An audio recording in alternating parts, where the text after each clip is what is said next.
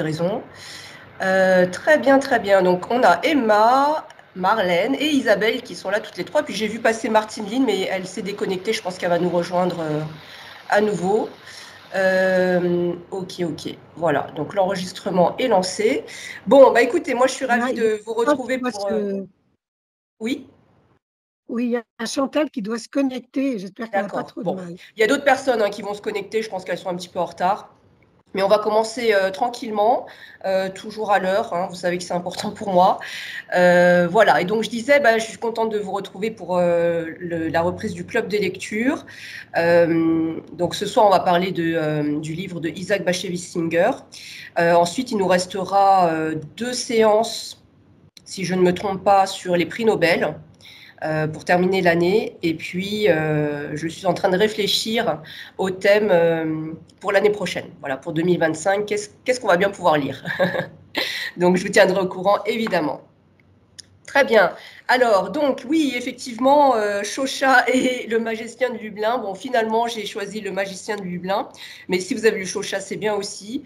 Je vais vous donner d'abord la parole, puis moi j'interviendrai à la fin comme d'habitude. Du coup, Marlène, tu étais bien partie. Est-ce que tu veux Je t'ai continuer bien sur ta lancé. lancée? Voilà. Oui, donc j'ai aimé ce livre. J'ai trouvé que malgré tous les défauts du protagoniste, on finissait quand même par s'attacher à lui, et même dans la majeure partie du livre où il est décrit comme un fabricant de miracles, un as de l'entourloupe, un incorrigible coureur de jupons, menteur, hypocrite. Il est même un peu sadique parfois, je trouvais. Il est abject avec sa femme, il aime bien la tourmenter, lui poser des questions du genre et si je ne revenais pas, et si je tombais amoureux d'une autre femme, enfin bon, il est quand même voilà. Mais malgré tout ça, j'ai trouvé qu'on ne pouvait pas lui enlever un truc, c'est que c'est un homme quand même généreux qui se soucie du confort, enfin confort, enfin il donne facilement de l'argent à ses maîtresses lorsqu'il en a. Parfois, il peut se montrer bon, parfois mauvais. D'ailleurs, j'avais noté dans le livre, à un moment donné, il y avait écrit Yasha peut se montrer religieux et hérétique, bon et mauvais, hypocrite et sincère. Voilà, il est un peu tout à la fois. Euh, donc, j'ai trouvé que c'est un homme qui est incapable de réfléchir, hein, il les veut toutes. Euh, il parle toujours avant même de réfléchir, un peu comme un enfant qui se surprend de ses propres paroles. Et la fois où il va devoir faire vraiment un choix, c'est quand il est question de se convertir au catholicisme pour vivre avec sa maîtresse. Euh, à un moment donné, dans le livre, on parle de pluie violente qui le conduit à se réfugier dans une synagogue. Donc, je me suis demandé si cette pluie violente ne symbolisait pas sa vie tumultueuse et donc ce chemin qu'il allait prendre pour sa rédemption. Voilà, donc il ressent peu à peu la foi revenir. Le suicide de l'une de ses maîtresses va le pousser à se racheter. Il va se condamner lui-même à l'isolement, au silence, à la réflexion, à la lecture des livres sacrés, en fait, à tout ce qui était à l'opposé de lui, hein, puisque c'était un beau parleur, il était toujours entouré. Et voilà, donc il va expier ses péchés et se protéger de ses démons de cette manière-là. Euh, j'ai relevé, bon, bien sûr, il y a une dimension mystique hein, qui est importante.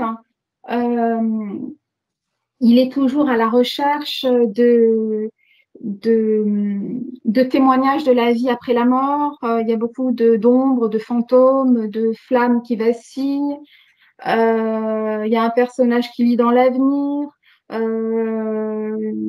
On parle pas mal de prémonitions, des esprits, de ses parents qui lui envoient des signaux d'avertissement depuis l'au-delà. Euh, Et puis aussi une dimension onirique. Le protagoniste rêve souvent, il rêve qu'il vole dans les airs, il rêve qu'il vole sur les toits de Varsovie. Et moi, dans ces moments-là, je trouvais qu'on était un peu dans un tableau de Chagall.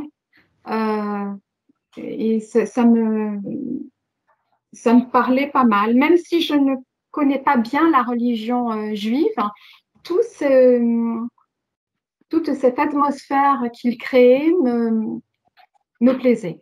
Voilà. J'espère que je n'ai pas été trop longue. D'accord, merci Marlène. Bon, c'est l'avantage de commencer en premier. Voilà, merci pour ce partage. Et bonsoir à toutes celles qui nous ont rejoints. Donc Jeanne, pour qui c'est la première fois, je crois. Ouais. Fabienne est là, Chantal aussi, Anne-Lise et Marie-Laure. Super. Bon, bah, on a commencé il y a quelques minutes avec l'intervention de Marlène. Du coup, je vais donner la parole à Emma, qui était là aussi dès le début. Alors moi, j'ai commencé par une première lecture. Et là, j'ai pas aimé du tout Yasha. Il m'a déçu. Surtout, il y a 2 petites phrases là qui m'ont fait arrêter le livre. Bon, j'étais après Chauchard. Donc, les femmes sont comme des fleurs pour l'abeille, il en faut toujours une nouvelle. Et l'autre, une serrure, c'est comme une femme, tôt ou tard, il faut qu'elle cède. Alors, avec ces 2 phrases-là, j'ai arrêté le livre. Je l'ai repris parce que je me suis dit non, il faut que je le lise. Et après, je l'ai trouvé très touchant parce qu'il est très fragile. Il n'est pas heureux finalement. Il n'est pas heureux, il est fragile. Et en fait, c'est un homme-enfant. C'est un homme-enfant. Il ne sait pas, il hésite, il fuit. Et effectivement, là, il devient très, très attachant. On se demande comment il va pouvoir devenir adulte. Et je pense que son refuge dans la religion, c'est son seul refuge, quoi. La religion, c'est son seul refuge à la fin. Le monde des humains, ben, c'est pas fait pour lui. Voilà. D'accord, merci, merci Emma. Ouais, je reparlerai de ça, le côté misogyne. Je dirais juste un petit mot sur ça. Très bien, je vais donner la parole à Isabelle qui était là aussi dès le début. Je vais juste demander aux personnes qui n'ont pas éteint leur micro de l'éteindre parce qu'on a un petit son qui est désagréable. Donc si vous voulez bien. Voilà, et on écoute Isabelle. Moi, j'ai aimé la langue. Jack Singer, c'est un peu comme un conte, en fait. Il y a beaucoup, effectivement, de mysticisme, mais il y a une tension dramatique. Et en même temps, la langue, elle est très fleurie.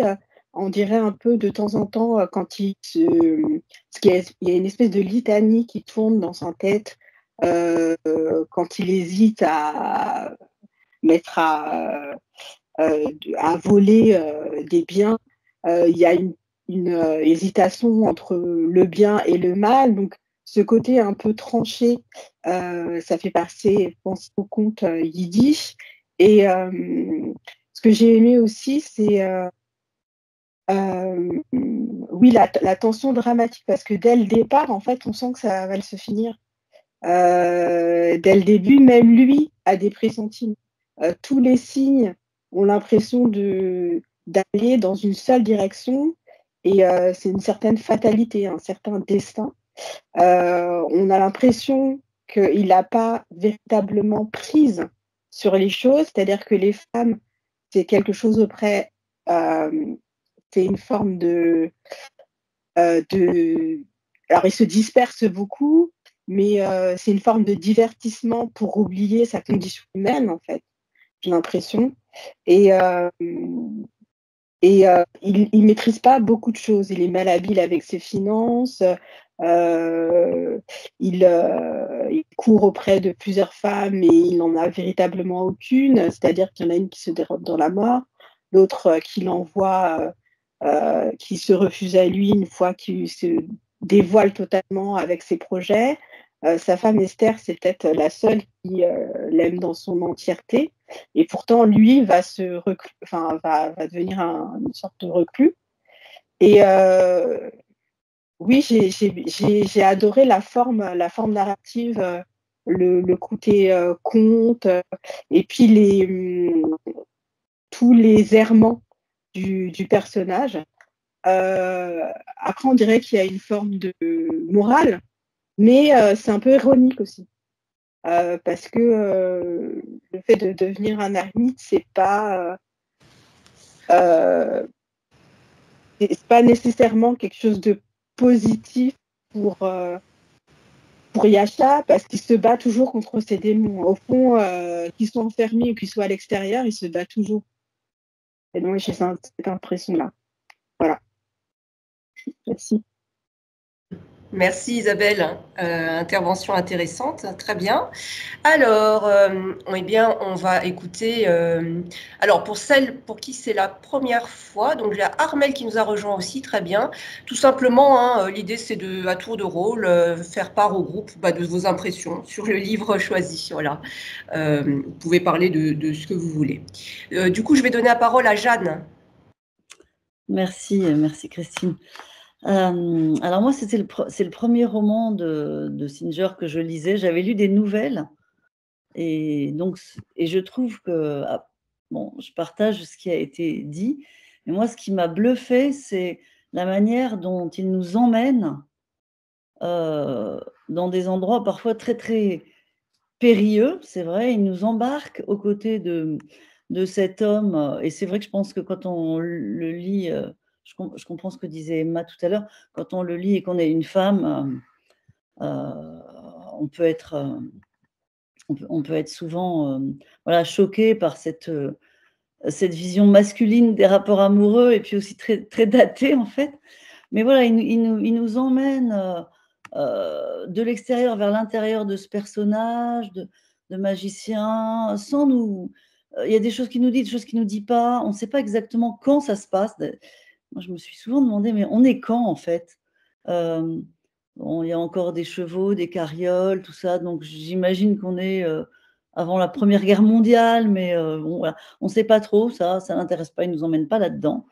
Après, il y a toutes ces théories de l'hypnotisme, du magnétisme et tout. Enfin, ça fait très fin du 19e. Donc, il nous emmène et il nous lance des choses petit à petit. Il nous donne il y a des hameçons. Par exemple, je me souviens quand le nom d'Emilia est venu pour la première fois, on ne sait pas du tout qui c'est, on ne sait pas du tout à qui est cette femme à qui il pense.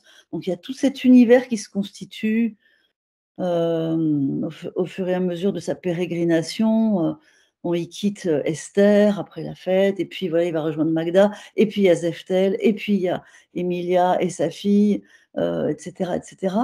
On a l'impression d'une ascension, et puis ensuite tout s'écroule, pas très vite en fait, c'est très long la chute en réalité, parce que il y a les événements, bon, la blessure qui se fait, etc. Mais il y a tout ce qui se passe dans sa tête qui prend de plus en plus de place dans le roman. Et ça, moi, c'est quelque chose que j'ai vraiment admiré, la manière dont progressivement l'auteur nous faisait entrer dans la tête de ce personnage en faisant qu'on accepte ces ambivalences, qui soient à la fois vraiment esclave de sa sensualité, mais en même temps qui pense, qui réfléchit, qui regrette, qui doute. Enfin, il y a toujours des qualités qui viennent contrebalancer des comportements qu'on peut vraiment réprouver, quoi. Et on est toujours... Moi, pendant toute la lecture, j'ai toujours été partagée entre une sorte... J'ai été séduite, voilà, par ce magicien. Je pense qu'il y a quelque chose dans le roman, dans la narration, qui est fait pour qu'il nous séduise et qu'en même temps, on éprouve de la répulsion. Donc ça, j'ai trouvé ça très intéressant, d'être toujours entre plusieurs manières de recevoir le personnage. Mais j'ai trouvé que les autres personnages aussi, par rapport à tout ce qui a été dit jusque-là, étaient toujours caractérisés, même si ils le sont moins évidemment que Yasha. mais tous ces personnages de femmes, chacune a sa personnalité, a son histoire, son physique, chacune aussi a son destin finalement. Il n'en laisse aucune sur le bord de la route. Et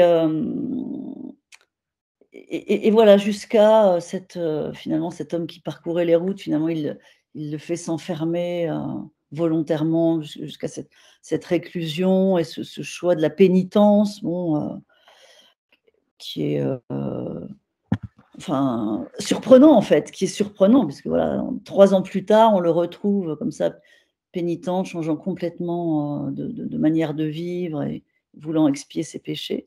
Et ça aussi, on l'accepte en fait. Voilà, ça c'est l'art du conteur. On accepte tout ça et en même temps, on est bluffé. Moi, je trouve bluffant de partir du magicien comme ça en gloire, dans sa splendeur, dans son pouvoir de séduction et de finir. Voilà, donc je l'ai trouvé un peu cette partie flamboyante. Et puis ensuite, la chute, c'est-à-dire que la fin du livre, il est enfermé. Il a choisi de s'enfermer et il a aussi choisi d'enfermer son esprit, en fait. Il a plus cette curiosité, il a choisi d'être un ascète et de ne faire que répéter les prières. Et pour moi, c'est l'obscurantisme, mais vraiment terrible. En fait, c'est ça qui m'a dérangée, c'est de passer de quelque chose de flamboyant à quelque chose, à un état où on ne réfléchit plus, on se met en retrait de la société parce que la société nous tente. Et d'ailleurs, c'est mis à un moment qu'il voulait éviter les tentations et il se met dans un état qui, pour moi, est vraiment l'obscurantisme. Alors, c'est vraiment c'est personnel. Hein. Et donc, ça m'a dérangée pour ça.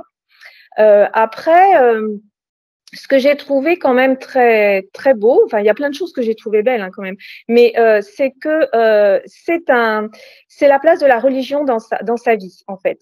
Il pense ne pas être religieux parce que il ne suit absolument pas les préceptes de sa religion. Et voilà, il a plusieurs femmes, il vit pas du tout comme il devrait l'être, il mange et boit ce qu'il devrait pas. Mais en fait, le moment où il chute et le moment où il renacle, en fait, c'est le moment où on lui demande, où Emilia lui demande de changer de religion. Et ça, je trouve ça très étonnant parce qu'en fait, il se rend compte que il n'est pas religieux, certes, et il le dit à un moment, mais ça ne devrait pas m'embêter en fait de changer de religion puisque je ne crois pas. Mais en fait, cette religion, c'est aussi une appartenance à une communauté, je trouve. C'est la religion juive en Pologne, c'est pas rien, je pense. Et c'est aussi, d'ailleurs, il le dit beaucoup, il parle beaucoup de son père et de la tradition juive dans laquelle il a été élevé. Cette tradition, il la partage aussi avec sa femme. Et pour lui, renoncer à croire et à cette religion, c'est aussi quelque part, je pense, renoncer à cette communauté, l'appartenance à cette communauté. Et moi, j'étais très sensible à ça. Voilà. Donc voilà un petit peu vraiment des sentiments mitigés. Et pour moi, ce livre vraiment parle d'une chute et d'une relation, des différentes relations qu'on peut avoir avec la religion. Voilà. Merci Anne-Lise, intéressant d'avoir un point de vue plus mitigé, c'est bien aussi pour alimenter la discussion et je suis assez d'accord en fait, donc intéressant. Alors, on va écouter maintenant Marie-Laure.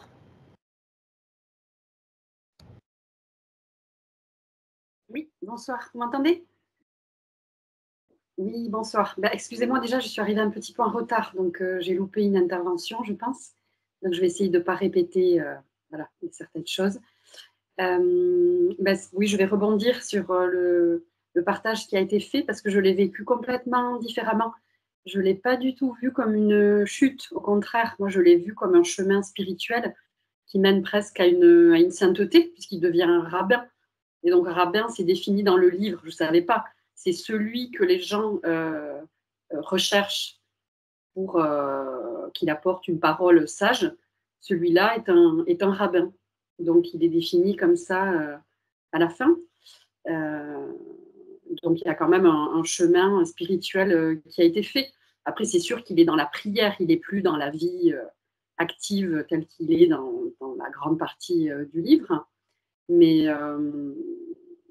c'est extrême, mais en même temps, il est extrême aussi pendant toute la première partie. Donc, j'ai envie de dire, c'est presque cohérent parce que dans le livre, on se dit tout le temps que tout est plausible, quoi. C'est le succès, la mort, est-ce qu'il ne va pas perdre une jambe, se faire assassiner par quelqu'un. C'est tout le temps, tout est quand même assez extrême. Alors moi, je ne connaissais pas l'auteur. Et quand j'ai lu La Couve et la 4e de couve, j'avoue, je m'attendais à une histoire un peu distrayante, mais je ne sais pas comment dire, peut-être bien écrite, mais un peu démodée. Et j'ai été hyper surprise et j'ai beaucoup aimé. J'ai beaucoup aimé la succession de courts chapitres. Je trouve que ça suit bien l'aspect un peu frénétique du personnage. La langue, j'ai trouvé très belle. J'ai noté des formules comme « pas de lendemain sans chagrin ». Je sais pas, ça m'a beaucoup plu. Et le personnage, moi, je me suis beaucoup attachée. J'ai pas du tout été gênée par le côté misogyne. Après, c'est très daté, voilà, c'est le 19e siècle, hypnose, spiritisme, donc bon, voilà, qu'il soit infidèle et tout ça, j'ai envie de dire, bon, ok, pas de souci. Mais qu'est-ce que je voulais dire? Oui, moi, je l'ai trouvé très, très humain. J'ai vu vraiment l'homme, mais ça aurait pu être une femme, qui doute de lui, de Dieu, qui se pose la question pourquoi l'existence du mal, qui réfléchit à la vanité un peu de toute chose. Il a envie de connaître ce grand succès et puis ça n'arrive jamais. Il y a un petit côté déceptif comme ça. On attend tout le temps le spectacle de magie. Enfin, je ne sais pas si vous étiez comme ça, mais l'enfant en moi se disait mais c'est quand le spectacle? Qu'est-ce qu'il va faire? Ça va être quoi son tour fabuleux? Est-ce que quelqu'un va s'envoler dans les airs et tout ça? Puis au bout d'un moment, on se rend compte que certainement il n'y aura pas de spectacle et que voilà, ça va finir en catastrophe.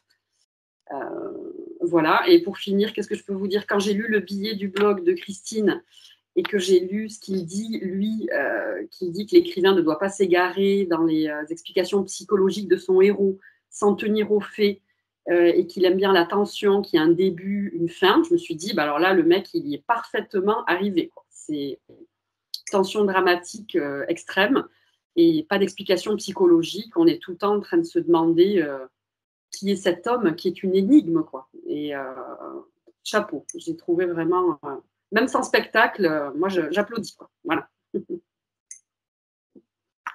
Super, merci Marie-Laure. Bon, c'est très intéressant parce qu'il y a quand même des avis, vous partagez des choses différentes, donc c'est très enrichissant, merci pour ça. Je vais donner la parole maintenant à Armelle. Oui, bonsoir, excusez-moi également d'être arrivée un peu en retard. Voilà, moi c'est un livre aussi et un auteur que j'ai découvert. C'est vrai que ce qui m'a surprise dans ce livre au début, c'est le détachement de ce magicien vis-à-vis de toutes ces femmes. C'est-à-dire qu'au fur et à mesure qu'on lit, on découvre qu'il a une nouvelle liaison, enfin qu'il a une liaison qui était déjà présente depuis quelque temps, mais on découvre comme si on ouvrait les portes d'un placard et oh, une nouvelle liaison. Et on a l'impression qu'il a un certain détachement vis-à-vis de cette vie-là aussi, avec ses petits soucis. Et lorsque la bascule se fait, quand il va avoir cet accident et sa jambe qui va le faire souffrir, on le sent qu'il commence à rentrer un peu plus dans sa vie, entre guillemets, qu'il va être moins imperméable à ce qu'il se passe autour de lui et que ses liens avec les autres personnes vont être un peu plus construits, un peu plus réels. Donc, voilà, j'ai trouvé cette évolution aussi intéressante. Et surtout, ce que j'ai apprécié aussi, c'est cette fin du livre où il reçoit la lettre d'Emilia qui, d'une certaine façon, lui montre que la vie continue, qu'il a avancé sur le bon chemin, qu'il a fait les bons choix et qu'elle lui pardonne. Donc c'est quelque chose de très lumineux, j'ai trouvé cette fin aussi. Voilà, c'est à peu près tout ce que je peux vous dire pour ce soir. Merci Armelle. Très bien, je note. Alors, on va écouter maintenant Fabienne.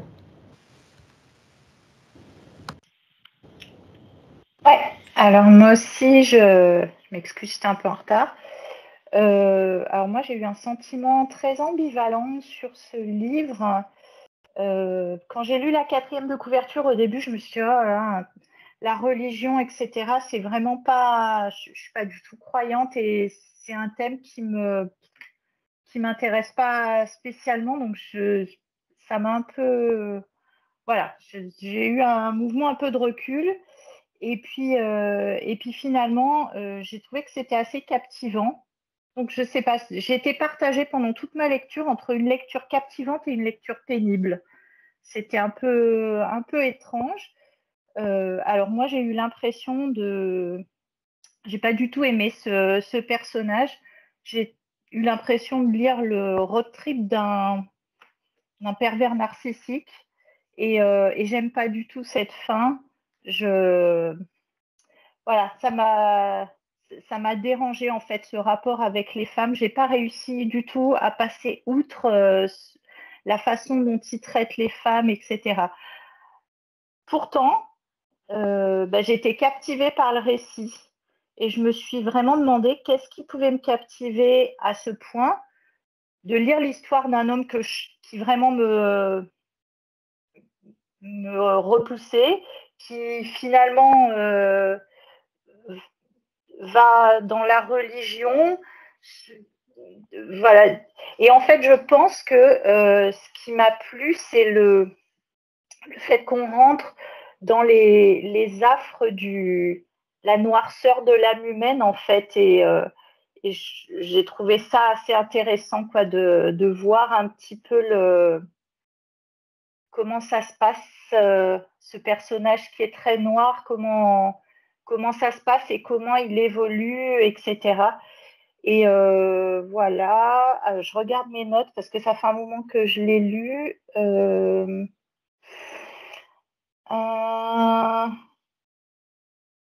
Oui, en fait, pour moi, à la fin, j'étais comme Annelise, je crois. Quand j'ai terminé le livre, je me suis dit, j'arrivais pas à savoir en fait ce que j'en pensais. Je suis restée avec une sensation, ouais, mais alors c'est quoi finalement ce que j'en pense? J'avais beaucoup de mal.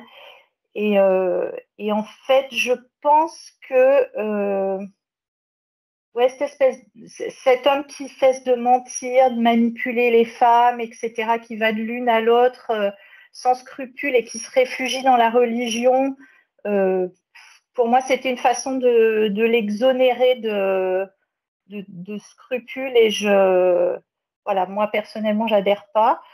Ouais, je sais pas. Après, il y a une chose qui m'a un petit peu interrogée. Je me suis demandé quel était le point de vue.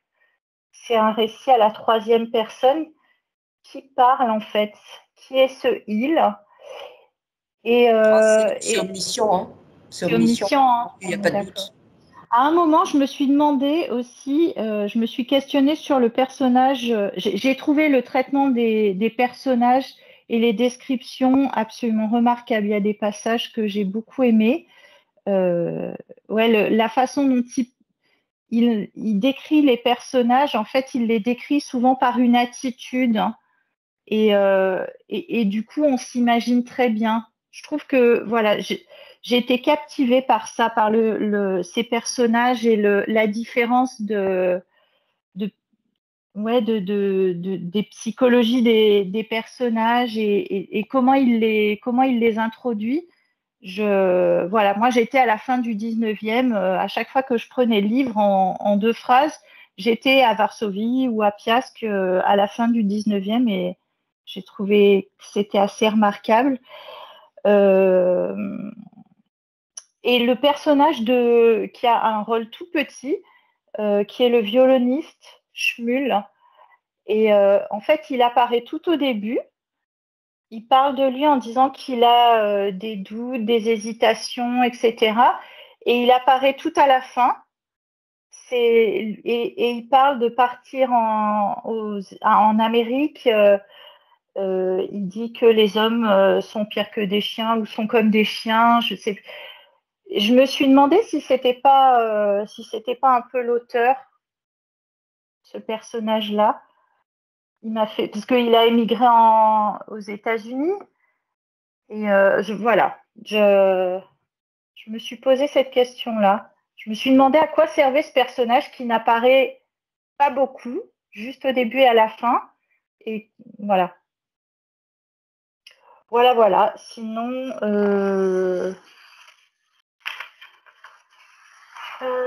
oui, bah non, je crois que j'ai fait à peu près le tour.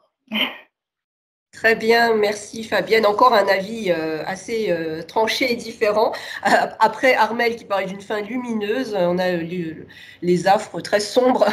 Donc c'est bien, c'est contrasté. Alors, il nous reste Chantal. On n'a pas encore entendu Chantal. Et puis, il y aura Martine Dean aussi. Alors, on écoute Chantal.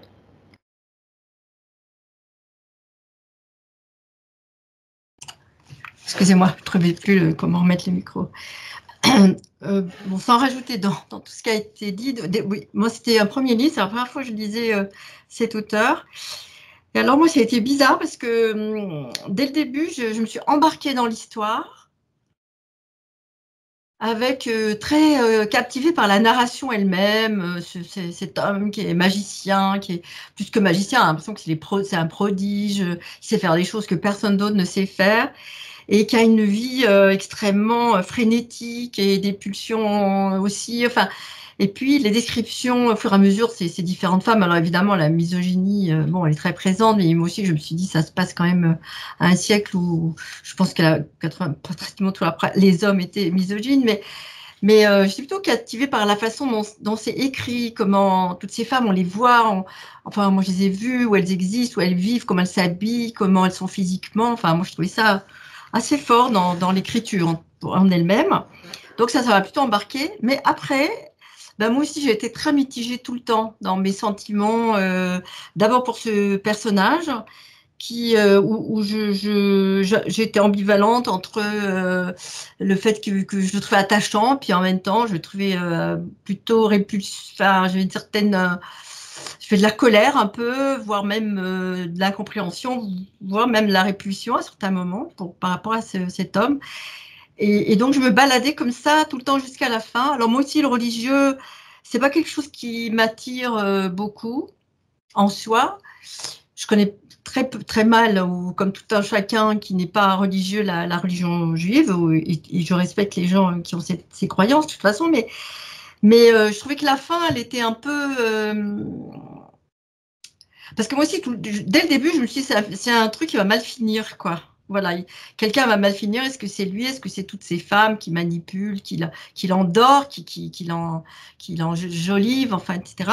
Et j'ai moyennement aimé la fin bon, bah, il est le pénitent qui s'emmure et qui fait l'ermite pour se faire pardonner. Mais en même temps, j'avais l'impression que c'était le seul endroit où il pouvait peut-être se retrouver avec lui-même, pour lui-même.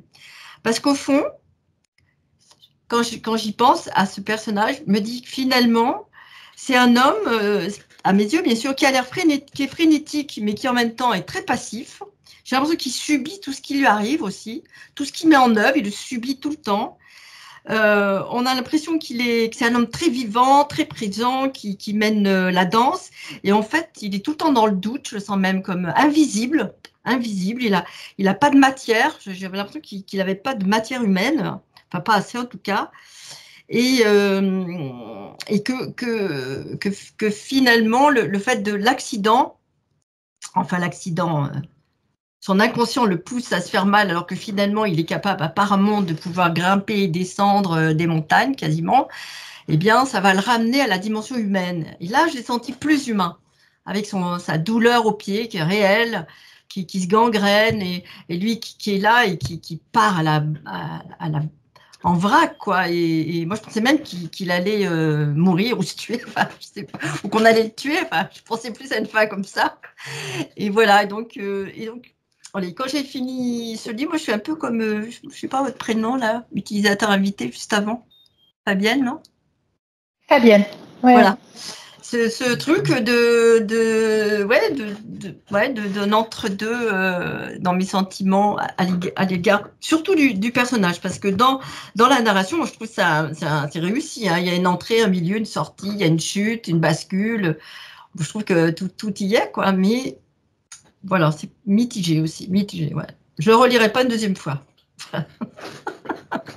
Mais peut-être j'en lirai un autre parce que j'ai aussi lu avec beaucoup d'attention le blog, là, Christine, que vous avez mis, très intéressant parce que déjà ça explique des choses de l'auteur qui est quand même très, très sensible à cette religion, enfin plus, je sais même pas, je dis religion, j'ai envie de dire plus, quoi, que c'est plus qu'une religion, il y a quelque chose qui l'habite pleinement de ce côté-là. Donc j'ai bien reconnu l'auteur dans l'histoire. Pas comme un personnage de l'histoire, mais comme l'auteur de l'histoire. Voilà. Oui. Voilà. D'accord, merci Chantal. Très bien. Et enfin, on va écouter Martine Line. Si elle est là. Allô, allô. Est-ce que Martine Line souhaite prendre... Oui, alors la main est levée, mais il faut rallumer le micro si possible.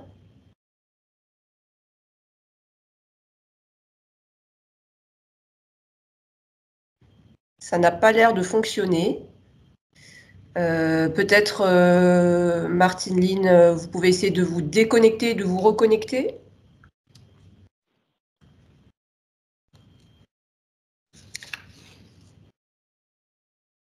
Alors. Elle a mis un message pour dire qu'elle avait un souci de vidéo et de son, mais qu'elle nous oui, j'avais pas vu. D'accord. Bon. Eh bien, dans ce cas-là, tant pis pour l'intervention. Oui, Marie-Laure? Oui, attends.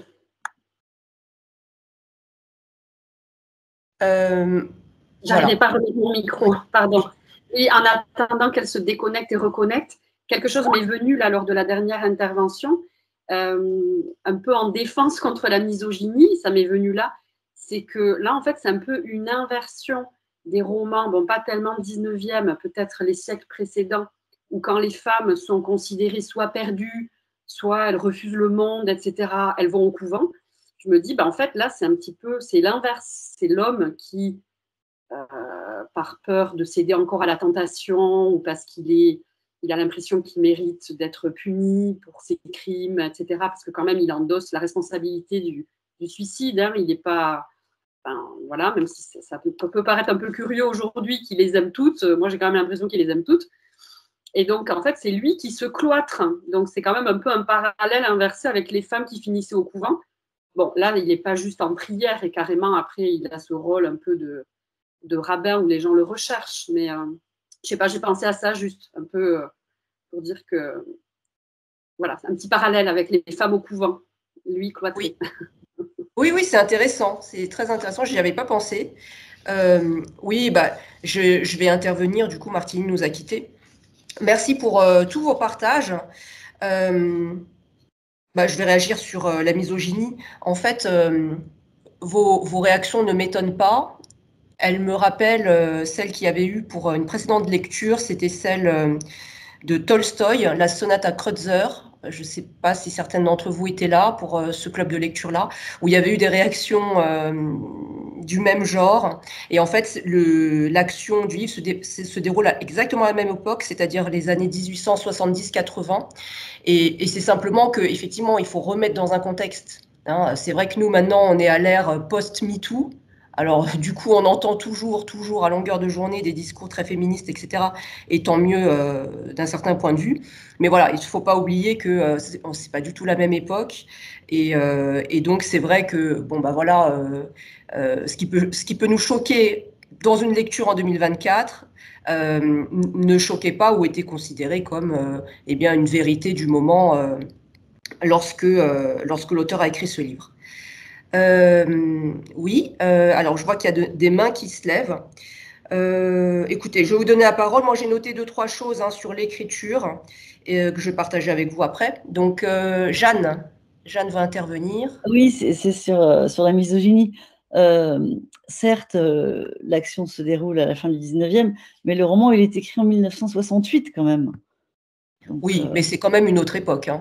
oui, c'est une autre époque, mais à un moment donné, ça m'a traversé l'esprit quand je lisais, je me disais, c'est quand même la décennie, enfin, ou la fin de décennie voilà, quand même, de la libération sexuelle, mais aussi pour les femmes, enfin, d'un mouvement de libération des femmes. Et là, de toute façon, il nous emmène dans un monde, Varsovie, et la communauté juive de Pologne, à la fin du 19e, c'est sûr, forcément, ce sont les codes de ce monde-là, qui prévalent, mais néanmoins, lui, il écrit ce roman en 68, on ne peut pas s'empêcher d'y penser quand même.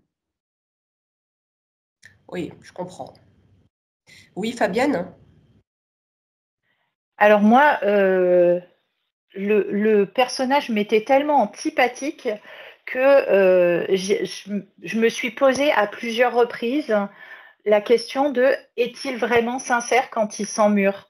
Est-ce que c'est pas juste parce que il est tellement acculé face à ses mensonges que voilà, je me suis vraiment posé la question de sa sincérité. Est-ce qu'il ment pas encore? Oui. C'est intéressant les remarques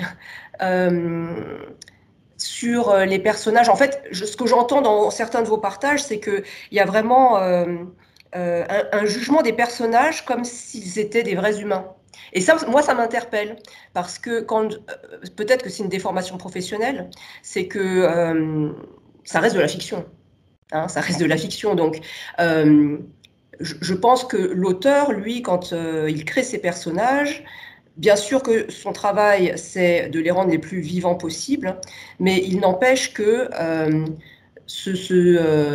comment dire, ce procès qu'on fait à ce personnage-là, moi, il m'étonne toujours parce que je me dis, mais au fond, et alors, qu'il soit sincère ou pas, c'est un personnage de fiction. Ce qui est intéressant, c'est ce que ça provoque en nous et les réflexions que ça engendre.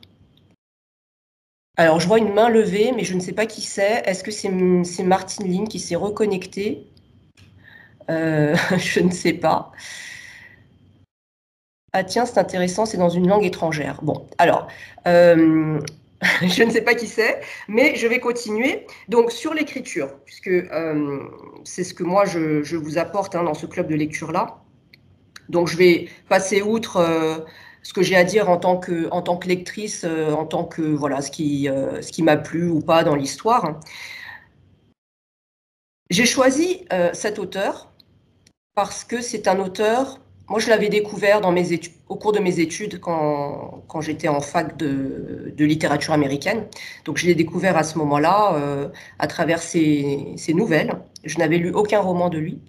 Et ce n'est pas du tout un auteur vers lequel je vais. Voilà. Et du coup, je trouve que c'est intéressant.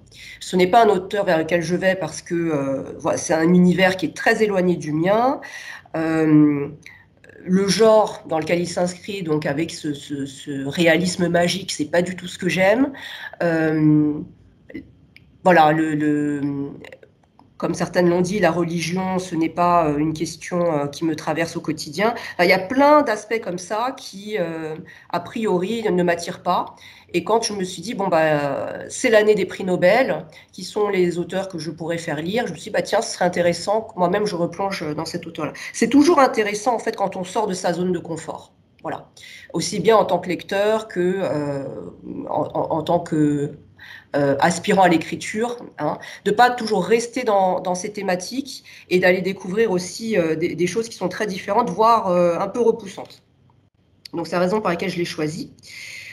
Et du coup, dans ce roman-là, on est vraiment dans une écriture assez classique. Donc certains d'entre vous l'ont dit, il y a une forme narrative qui est très proche du conte et qui du coup est assez agréable. C'est-à-dire qu'on entre dans l'histoire et puis on a l'impression donc on a ce narrateur omniscient qui nous raconte une histoire. Et c'est vrai que c'est une lecture du coup qui est assez plaisante de ce point de vue-là narratif. Écriture classique, confortable. Il n'y a pas d'effet stylistique particulier. Hein. C'est pas un styliste. Bien sûr, l'écriture est belle, hein, vous l'avez dit, mais je veux dire, il n'essaie pas de faire des choses un peu inhabituelles comme on avait vu avec Saramago, la façon dont il traitait les dialogues. Vous voyez, il y avait des choses comme ça très originales. Là, il n'y a pas d'originalité en termes d'écriture. Mais on a une fluidité qui est parfaite. Et ça, c'est toujours admirable. C'est-à-dire qu'il n'y a pas une phrase qu'on lit et on se dit là, j'ai besoin de relire parce que j'ai l'impression que je suis passée à côté de quelque chose ou que je n'ai pas compris. Voilà. Là-dessus, c'est parfait, il n'y a rien à dire. Donc, c'est bien un narrateur omniscient et ça convient parfaitement pour ce type de récit, hein, quand on est justement comme ça dans quelque chose proche du conte. Donc, je l'ai dit, hein, il y a un peu de ce réalisme magique. Moi, c'est pas du tout ce que j'aime. Voilà, les magiciens, les gens qui s'envolent, tout ça, j'y crois pas, j'adhère pas. Voilà, enfin, j'ai du mal à rentrer dans ce genre d'histoire-là. Et pourtant, j'ai été aussi prise par l'écriture. Il y a aussi un peu de l'ordre du roman picaresque, voilà, toutes ces choses-là qui vraiment créent un univers. Le roman est découpé en 50 petits chapitres. C'est un roman qui est court, hein. 50 petits chapitres, et ça, c'est à retenir pour celles qui écrivent. C'est-à-dire que ce découpage-là permet d'instaurer un rythme. C'est un livre que j'ai dû lire en 2-3 jours parce que ce rythme faisait que j'avais envie de connaître la suite. Et j'y revenais dès que j'avais un moment. Et pourtant, je vous le dis, c'est pas du tout l'univers que j'aime. Donc ça, c'est une astuce à retenir, des chapitres courts. Il n'y a pas de longueur, il n'y a pas de place à l'ennui. Le personnage, qu'on s'y attache ou pas, il y a quand même quelque chose de très intéressant à étudier du point de vue humain. Donc là, je ne suis pas du tout d'accord avec Chantal quand elle disait qu'il n'avait pas de dimension humaine. Il en a une au moment où il commence à souffrir. Moi, j'ai trouvé qu'au contraire, ça m'intéressait. Je disais, lui, bon, cet énergumène, je m'attache pas à lui, il ne me repousse pas non plus. A priori, voilà, il me laissait un peu indifférente. Et pourtant, il y avait quelque chose d'intéressant à creuser du point de vue humain. C'est-à-dire que finalement, moi, je le trouvais, voilà, au départ assez pathétique. Mais être pathétique, c'est aussi être humain. Hein. Être humain, c'est pas que la grandeur, hein, grandeur et décadence. Donc il y a ça aussi qui était intéressant, je le trouvais. Qu'est-ce que j'ai noté d'autre? Oui, je rejoins Marie-Laure, hein, c'est un personnage qui est exubérant dans les extrêmes. L'amant hédoniste hyper extrême à l'ascète reclus hyper extrême, donc voilà le grand écart. Et les extrêmes aussi, en tout cas ce fonctionnement binaire, ça marche aussi très bien dans l'écriture. Voilà, retenez-le, c'est-à-dire de ne pas rester que dans du tout lumineux, tout sombre, mais d'avoir le côté binaire, pas forcément au sein d'un même personnage, hein, mais ça peut être deux personnages qui font miroir, qui font contraste comme ça. C'est une écriture classique parce que les chapitres, les 3 premiers chapitres en tout cas, j'ai vérifié, commencent de manière hyper classique, c'est-à-dire par des considérations météorologiques ou temporelles. Je vous cite, chapitre 1, ça commence avec « ce matin-là », chapitre 2, « il était midi », chapitre 3, « la nuit tombait ». Ça, aujourd'hui, ça ne se fait plus. Voilà, c'est-à-dire que vous envoyez ça à un éditeur, oh là là, encore quelqu'un qui commence avec la météo ou l'heure qu'il est. Non, ça ne se fait plus dans l'écriture contemporaine aujourd'hui. Et là, vous voyez, donc ça passe très bien. Hein. Ça passe très bien parce qu'on sent tout de suite qu'on est dans cette écriture-là. Et donc, on l'accepte. Voilà. C'est à peu près ce que j'avais à dire par rapport à l'écriture donc d'Isaac Bashevis Singer. Est-ce qu'il y a d'autres interventions de votre côté?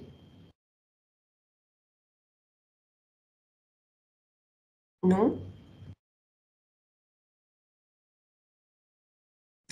Bon, en tout cas, moi, ça me plaît quand il y a des avis divergents comme ça. Et d'ailleurs, je pense qu'un grand livre doit provoquer ce genre de réaction. Voilà. Fabienne, oui, tu voulais intervenir à nouveau? Non? D'accord. Très bien. Oui, Marie-Laure. Oui, si on voulait en lire un autre de lui, tu peux nous en conseiller un autre qui est, Alors, je ne sais pas si on voulait choisir, comme je ne le connais pas du tout. Oui, moi je le connais très peu aussi, hein. Je le connais très peu, donc j'ai lu aussi Chauchat, et c'est d'ailleurs pour ça qu'il y a une petite confusion quand on a annoncé le titre à lire. Certaines d'entre vous, du coup, ont lu les deux, ça c'est très bien. Moi j'ai lu Chauchat qui m'a moins plu. En fait, ça démarre assez bien, et puis après, bon, à titre personnel, ça m'a moins plu. Et il y en avait un autre que j'avais envie de lire de lui, qui est un pavé, hein, qui est très très long. Je ne sais plus le titre malheureusement. Quelque chose avec Hudson. Voilà, qui se passe donc à New York. Et sinon, il est très connu pour ses nouvelles aussi. Okay. Voilà. Mais c'est un auteur que je ne connais pas bien non plus. Pardon. Oui.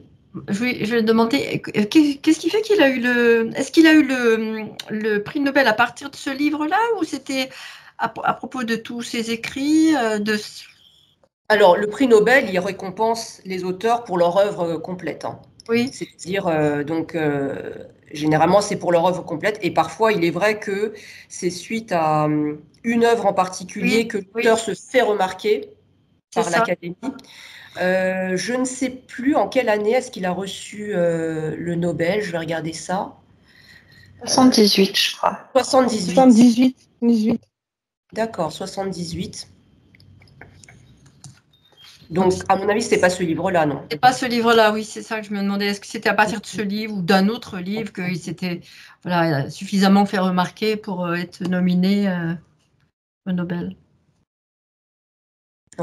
Jeanne veut intervenir? Oui, moi j'ai lu que c'était aussi, quand un écrivain a un prix Nobel, il y a un petit argumentaire qui explique pourquoi il a eu le prix Nobel. Et en fait, le fait qu'il ait toujours écrit en yiddish, qu'il soit vraiment un écrivain qui perpétue la langue yiddish, ça a beaucoup joué.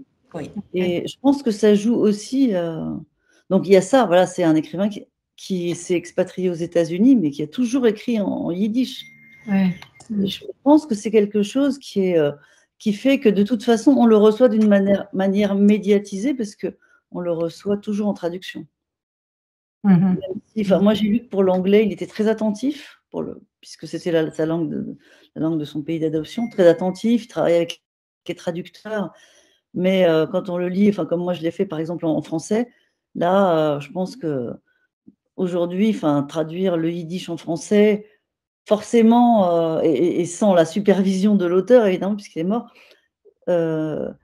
forcément, il y a des choses qui nous échappent de la langue. Ça a été traduit de l'anglais. C'est traduit de l'anglais. Ouais. C'est pas traduit du yiddish. Ah ouais, c'est ça. Donc, il y a une double traduction. Ouais. Ouais, on perd encore plus, ça. Ouais. Intéressant. Très bien. Alors, donc, comme je le disais en début de réunion, oui, oui, c'est ça. Alors, parce que je suis un peu perdue dans mon calendrier, là, je m'excuse, mais donc il nous reste 2 réunions sur les prix Nobel, et je suis très hésitante. Alors, j'en ai choisi un pour le mois prochain, pour pouvoir vous donner le titre tout de suite, mais je suis très hésitante sur le dernier. Il y a un auteur, moi, que j'aimerais absolument vous faire lire, mais j'ai un peu peur des réactions. Voilà, parce que suite aux réactions qu'il y avait eu après la lecture de Saramago, je me dis que c'est à nouveau une lecture assez violente, donc bon, il faut être accroché. Ou alors aussi vous amener vers un auteur très peu connu.